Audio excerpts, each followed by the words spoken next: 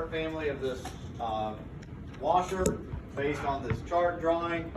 Then for homework, you will independently go out and get your Lego block, your functioning Lego block that you did whenever, and you'll take that and you'll make a part family out of that Lego block. All right, so you make a bunch of 2x2 Legos, or a 2x2, 2x4, 2x6, 3x6, whatever you want to make. Some of them will need to be skinny, some of them will need to be fat, but you'll just make those Lego blocks. All right. So in class, I'm going to demonstrate this. You won't turn anything in on the washer. All right. You're going to turn in the Lego block. Let's see. So this is a real classic example of why you would have part family. In fact, anytime you see a chart drawing, you ought to think, man, that would be a good candidate for a parametric model for part families. Okay, so parametric modeling and part families just go hand in hand. You get the geometry from a sketch and an extrusion in this case, and the numbers, the metron part of this.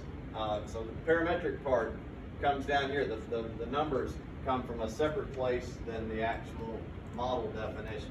They're not one and the same. Two different pieces to this. Let's see. But first, let's understand the chart that we're looking at. All right, so here you see there's an ID, or an inside diameter. The OD is the outside diameter. TH is the thickness.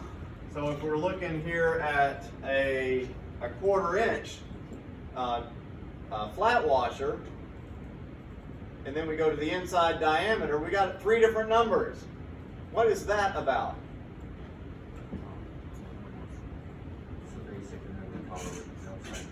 All right, so what the heck does basic mean? We're getting ready to start GD&T here in just a few days. Let's start with this definition of basic. You've already seen that basic term at least once before this semester. Isn't that what the tolerance is supposed to be, but you need plus or minus between that range or something? Yeah, it's like the target, okay? But it's a little bit more than just sort of the target. It is when we talk about screw threads, like a 1/4 20, the quarter in there of a 1/4 20, the 250, that's the basic major diameter. That doesn't tell you the actual major diameter, all right? What it is so if we have like the basic major diameter means that you have the major diameter of this theoretically perfect form, but then there's going to be, depending on if it's the internal thread or the external thread, there's going to be a little allowance. There's going to be an intentional gap in between here. This is clearance in between this and the basic line. So if this is our basic line, then you have clearance in between, so that the screw threads are not in the same exact spot. And then you have a tolerance. So when you see the 1/4 20 basic major diameter, in this case, we're not even shooting to hit that. Okay? We're off of that some amount. All right. So in this case, yeah, the basic major diameter is, or the basic inner diameter in this case for this washer is, for this 1/4 inch washer, is 0.312. And then there's a tolerance, because what you can't do is say, I want my washers to be exactly 0.312 inches in diameter. Why can't you do that? Yeah, it doesn't make any sense. You can't do it.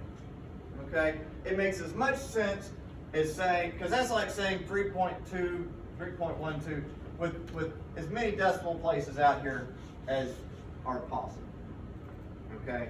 And you can't do that. That's like saying I want this diameter to be pi. Okay? You can't have pi diameter. In fact, speaking of this, do you know what the probability of producing a flat washer that has an ID of exactly 0.312 inches in diameter is? 1 in a million.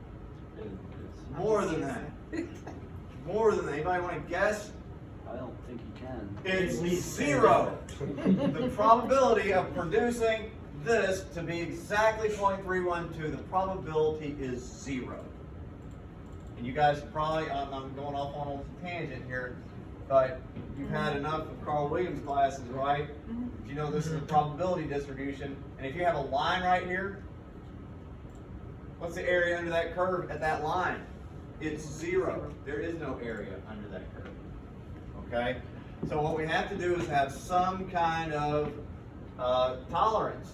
And this has two separate tolerances. The one towards the inside says, like what? That's the minus side, 0.005. And then to the outside, it's 0.008. Okay, so in this other direction. All right. Now you can make a washer that has this tolerance. You can do that. There your tolerance, your upper specification limit, your lower specification limit. It's possible to do that. You can do it. All right. So I know we've talked about tolerances a little bit in this class. It's really important by the time you get out of this class that you understand what the heck tolerances are. Okay. So this is not exactly part of the part family discussion, but it's a preview of things to come.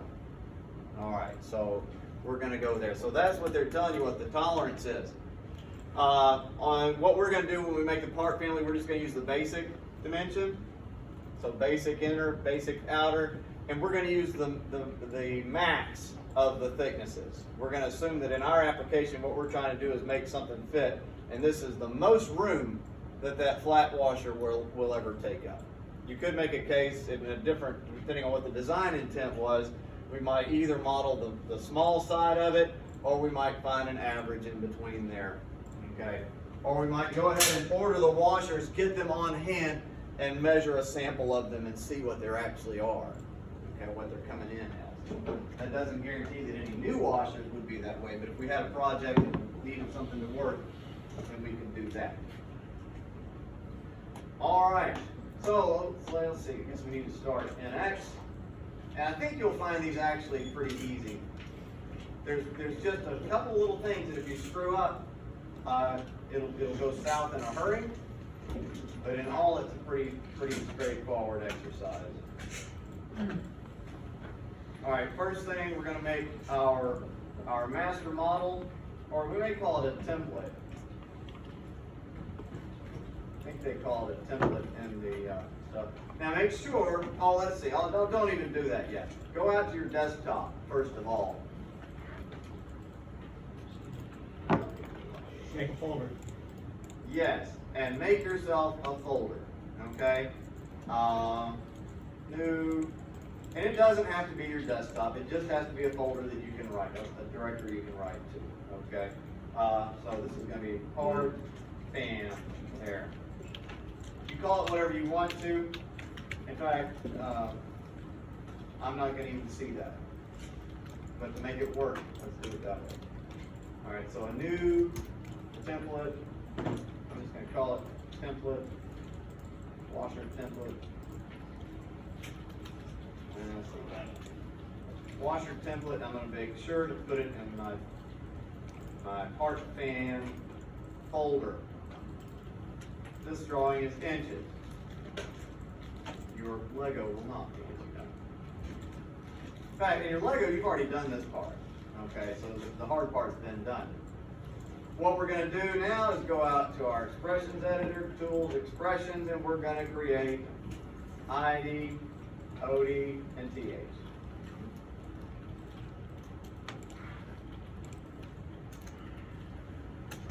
All right, let's start with a, just for starting off, we'll start with the number 10 dimension. All right, so the ID is 219. Y'all see where that's coming from? The OD is 500. Oops, and the thickness 065. Oops. 065.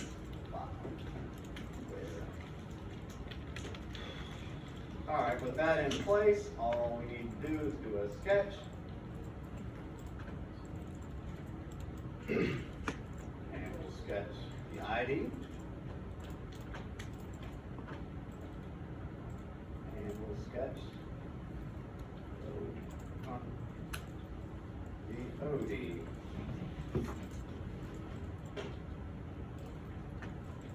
Alright, the sketch is fully constrained. There are no auto dimensions. If there were, we would figure out what was wrong and we would constrain it properly. Alright, but they're not. So we'll finish the sketch and we'll extrude.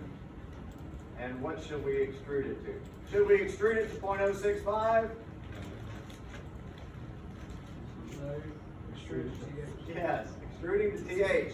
Totally different than extruding to 0.65, even though they happen to be equivalent. For now. For now, yes, they're TH.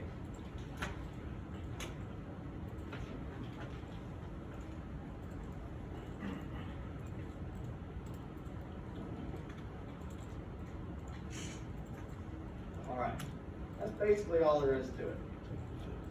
Let me point out that even though we're doing a part family of a pretty simple part, and even your Lego block is pretty simple also, things like tool holders, like a Cat 40 tool holder, like we have on the CNC machine downstairs, a Cat 30, a Cat 40, a Cat 50, they all have the same general shape. It's a part family. And this is a HSK tool holder. It'd be the same kind of thing. You can have a pretty complex part geometry that's a part family. And you can go in and model it one time and then do what we're getting ready to do and have NX pump out as many different styles of that as you need, okay? I've talked before about the McMaster car catalog, right? Haven't I talked about this? Go on. McMaster car, bar none, has the very best e-commerce website of any place I've seen. You go onto Amazon, you type in 1/4 inch flat washer, who knows what you'll get? Who knows what you'll get? You go to McMaster Car, you can dial in the exact flat washer you want with zinc plating or black oxide or stainless steel in the right tolerance category, all of that. And you'll have a model of it. Not only will you be able to find the exact washer that you need, and I don't work for these people and get money from them, but I'm telling you, shop on McMaster Car. You'll need to do it for your project, or it'll save you lots and lots of hours if you'll shop McMaster Car for your project, your Sterling engine project, and your senior project. So marvel at the glory that the McMaster Car website is. All right. And this is what makes it work. Okay, they don't have somebody modeling every single washer in here. They have somebody that models one of a class of washer, and then they export all those models and also the drawings of them. The drawings can be done the same way. So let's figure out how to do this. So I'll just take a little interlude so y'all can get this washer done. All right, we're going to go to tools, part families. Now, before you do anything, don't come clicking on anything up here. First things first, come down to the bottom, open this thing up, crack it open. You may even have to extend it so that you can see what it's saying in here, okay? Very first thing, if you don't go in and fix this, it'll break when you try to make your part family. Look what it's saying. This is the family save directory. This is when you make 50 of these washers, this is where they're going to go. C:program files Siemens NX UGII. What's going to happen? Gone. You're going to get an error that says, I can't write to this directory. And then you'll get that error each time he tries to send one of the part family members to that directory. That won't work, you see. Now, it would have, if I was in charge of this, I would have said, let's make this by default the directory that we're putting the template in. I don't know. That might have been something to think about. But anyway, maybe they're intentionally making it throw an error, so you have to stop and think about it. Where do we want that to be? Folder that says Yeah, I put mine on the desktop called Part Fam. Okay. create spreadsheet, don't do anything else. What we want to do, right here, it says chosen columns, and he's put 2 in there already, okay? Don't mess with those, leave those there, you want those there. And what we want to do is we want to choose some expressions. You see how this thing is set to expressions? And look, there's ID, OD, and TH. What is it that defines this washer? ID, OD, and TH. So we want those things. It's possible that in another model, maybe other things get generated, they get calculated, but they don't actually get changed by the user. These are the things that the user changes. For instance, your block, when you do your Lego block, there are going to be some things that you want to go out to the spreadsheet and change. There are going to be some expressions that you created that you don't want to go out to it. Figure out what's important, what's not. What is it that defines that Lego block? What are the expressions that define it? And that's what we want to come and drop down in here. So just double click them. I guess you could probably just click this add thing too. That probably works. I've never done it that way. All right, when you have those columns in there, and when you have changed the family save directory, click on Create Spreadsheet. And hope for the best. All right, there, good. Success. All right. Now, this looks like Excel. It looks exactly like Excel. Let me encourage you, however, not to think of this as being Excel, because what this is a zombie version of Excel. Okay? You try to go out and say file, save, and that kind of thing with this, or you try to just close this window out willy-nilly, not going to work. Also, you come in here to NX and start trying to work with NX, it's not going to work. See, it says it's transferred control to the spreadsheet. And it is sort of Excel, but it's not exactly Excel. It is Excel from inside NX. So It's free NX, Excel. huh? It's free Excel. I don't know. Is free the right word?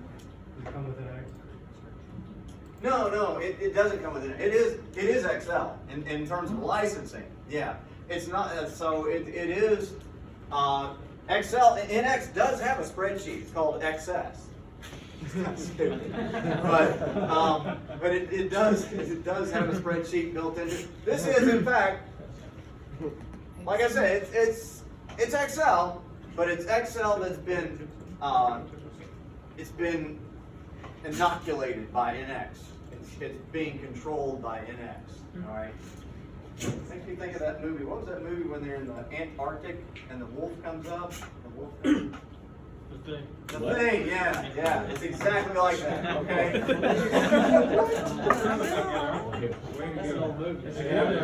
I mean, I watched that when I was a kid, I don't know what I was getting into. Oh, a movie about the Arctic. Oh my gosh. I will never forget that movie. All right, so these columns here, these other columns that we haven't talked about, DB part no and OS part name. The value that you put into part name is going to become the file name. All right, so that has to be something that's a valid file name. Don't go in and put a bunch of weird characters in there. Name it something nice. This is the part number. So there's not really a reason we can't call this an NO10 washer if we want to, and it can have the same. It can have the same file name. So that's the number 10. Now, let's put in the information for a quarter 20. I'm just going to call it not a quarter 20, for the 250 washer. The quarter-inch washer. We'll just call it a 250 washer. And we'll just enter the quarter-inch information. Did somebody print this out accidentally or intentionally and want it? Can I just steal it from you? Shouldn't even have it. All right, so the quarter 20 is a 0.312, and the OD is 734, and the TH is 80, 80. Alright, then we got a 5/16, so what's that, 1875? By the way, if you don't have your fractions memorized, it's a good idea to do at least the more common ones. At least to the eighths of an inch. Let's see. What? 375 and OD 875 and TH 104. 104. And then a 375 washer. We can copy, we can paste in there. That's what changes the Lego. Create 1 and 104 again.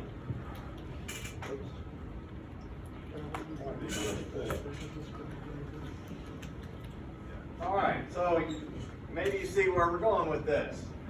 Wouldn't it be cool if we could just select these different rows and say, make those models? And it would go out and make those models. Yeah, that'd be cool. Alright, that's exactly what you did. But let's slow down a little bit. First of all, let's just try one out for size. I'm going to select row 4. Now, you may be able to select the row by doing this. I don't know. I like to grab the actual row designator here. Click on the 4 to grab that whole row. Now, here's where you'll see that this is not the old Excel. This is Excel that has been changed a little bit. Come to the Add-ins tab in Excel, and you will see something that you haven't seen there before, the part family commands. And what you can do is say verify part. And there, it'll show you that part. But you say, where did my spreadsheet go? How do I get back to my spreadsheet? And if you click on the spreadsheet, it might look like that would be a good way to get back there. Better way is to say resume spreadsheet from NX. Okay? It comes back that way. Alright. So that seemed to work. Let's just go for broke and do this thing. Select these rows, don't select the top row. And you can go part family, create parts. And finish. Alright, hopefully you got something that says this.